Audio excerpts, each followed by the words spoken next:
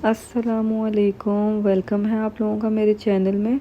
यहाँ पे हम बनाने लगे हैं कोफ्ते। उसके लिए हमने सबसे पहले ले लिया है पैन। उसमें ऐड कर लेंगे हम ऑयल और साथ ही इसके अंदर डाल देंगे प्याज। प्याज को हम अच्छे तरीके से फ्राई कर रहे हैं।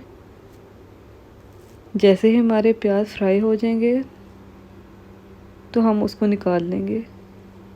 बस यहाँ पे हम सबसे पहले करते हैं प्याज को फ्राई। यहाँ पे इसका अब कलर हो गया ट्रांसपेरेंट सा। अब इसको हम थोड़ा सा और फ्राई करेंगे ताकि इसका कलर थोड़ा सा ब्राउन हो जाए। तो बस ये देखिए, यहाँ पे हमारा प्याज फुल तरीके से ब्राउन हो चुका है। बस हमने इसको इतना ही ब्राउन करना है। अब हम निकाल लेते हैं प्याज को अपने एक बाउल में। ऑयल से सेपरेट कर लेंगे प्याज को ताकि हम इसकी अच्छी सी प्यूरी बना सकें। यहाँ पे हमारा प्याज हो रहा है सेपरेट।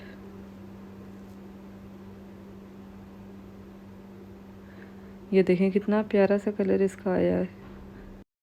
अब इसी प्याज के अंदर हम टमाटर और हरी मिर्च को ऐड कर लेंगे और इसका स्मूथ सा एक पेस्ट बना लेंगे। यहाँ पर मैंने टमाटर और इसका पेस्ट बनाने के लिए हैंड ब्लेंडर का इस्तेमाल किया है। आप चाहें तो इसको ग्राइंडर में भी ग्राइंड कर सकते हैं। तो बस यहाँ पे हमने इसका स्मूथ सा पेस्ट बना लेना है। तो बस यहाँ पे हमारा पेस्ट रेडी हो रहा है। आपने इसको बहुत अच्छे तरीके से ब्लेंड करना है ताकि इसका एक स्मूथ सा पेस्ट तैयार हो जाए। तो लीजिए, यहाँ पे हमारा पेस्ट रेडी हो गया है। उसके बाद हम उसी पैन में जिसमें हमने प्याज फ्राई किया था वही वाला ऑयल वाला पैन ले लेंगे। उसके अंदर हम अपने कोफ्ते ऐड कर लेंगे। इनको अच्छे तरीके से पहले फ्राई कर लेंगे। इनको बहुत अच्छे तरीके से आपने फ्राई करना है। जनाब देखिए, हमारे यहाँ पे कोफ्ते फ्राई हो चुके हैं। इसके बाद हमने जो इसका पेस्ट बनाया था टमाटर का, वही टमाटर का पेस्ट हम इसमें ऐड कर देंगे।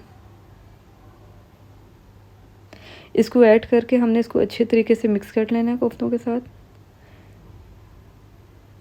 ताकि हमारे एक बहुत अच्छा सा मसाला तैयार हो सके। साथ ही हमने इसमें लहसुन अदरक का पेस्ट भी ऐड कर दिया। साथ ही हम इसमें मसाले शामिल कर लेंगे, जिसमें हमने सबसे पहले डाला है धनिया पाउडर,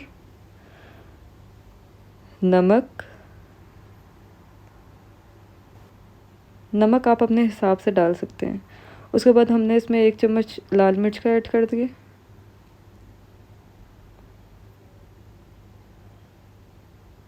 और साथ ही इधर हल्दी भी ऐड कर देंगे।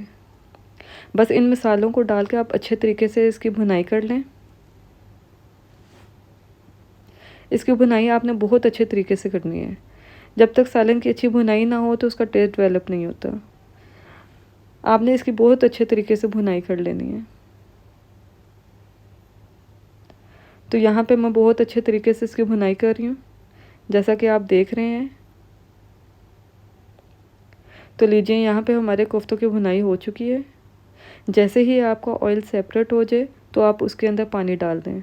यहाँ पे मेरा ऑयल सेपरेट हो चुका है। बस हम इसके अंदर अब ऐड कर देते हैं पानी। पानी आप अपने हिसाब से डाल सकते हैं। जितना आप थिक रखना चाहते हैं ग्रेवी, उस हिसाब से आप पानी को ऐड कर लें। बस साथ ही साथ यहाँ पे मैंने अंडे भी बॉईल करने के लिए रख दिए हैं। मैंने यहाँ पे 4 अंडे लिए हैं। उसको अच्छे तरीके से बॉईल कर रही हूँ। तो जनाब यहाँ पे इसमें देखें बॉईल आ चुका है। बस हमारा मसाला अच्छे तरीके से पक चुका है इसमें। इसको बस बंद करते हैं चूल्हे को, इसको डिश आउट करते हैं। इस स्टेज पे अगर आपको मेरी ज़रा सी भी रेसिपी पसंद आई है तो इसको लाइक करें, कमेंट करें और सब्सक्राइब करें। और साथ ही साथ बेल आइकन को दबाना मत भूलिएगा। तो देखें, यहाँ पे हमारा अंडे और कोफ्ते का सालन रेडी हो चुका है। मिलते हैं अगली रेसिपी में। जब तक रखिए अपना बहुत ढेर सारा ख्याल। अल्लाह हाफिज़।